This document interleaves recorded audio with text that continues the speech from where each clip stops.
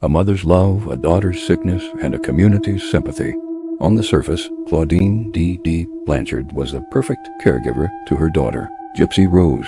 Living in Missouri, the pair were inseparable. Gypsy was confined to a wheelchair, her head was shaved, and a feeding tube was a constant part of her life. Dee told everyone her daughter suffered from a long list of severe illnesses: leukemia, muscular dystrophy, epilepsy, and even the mental capacity of a 7-year-old. Their home was paid for by a charity, and they received a flood of support, donations, and even a trip to Disney World. But behind this heart-wrenching story was a dark and twisted secret. The truth was, Gypsy Rose was perfectly healthy. Dee was orchestrating a massive, years-long deception. This is a severe form of abuse, known as Munchausen syndrome by proxy, where a caregiver fabricates or induces illness in a person under their care to gain attention and sympathy. Dee subjected Gypsy to countless unnecessary surgeries and medications, shaved her head to mimic the effects of chemotherapy, and even had her teeth removed. She controlled every aspect of Gypsy's life, keeping her isolated from the world and lying about her real age to keep her dependent. As Gypsy grew into her 20s, she began to understand the depth of her mother's lies. Desperate for a way out, she found a connection online with a man named Nicholas Gadijan. In him, she saw a potential savior.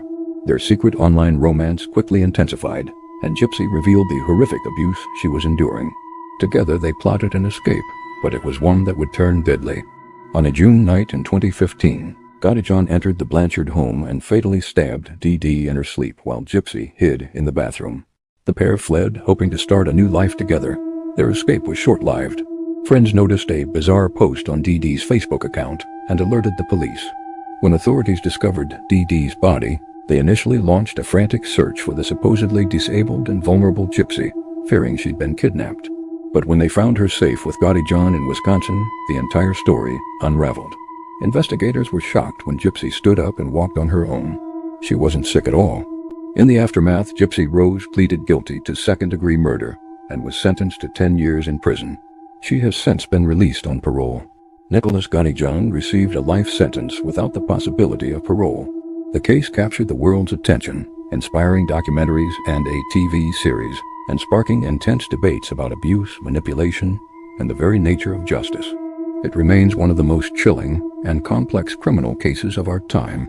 Thanks for watching.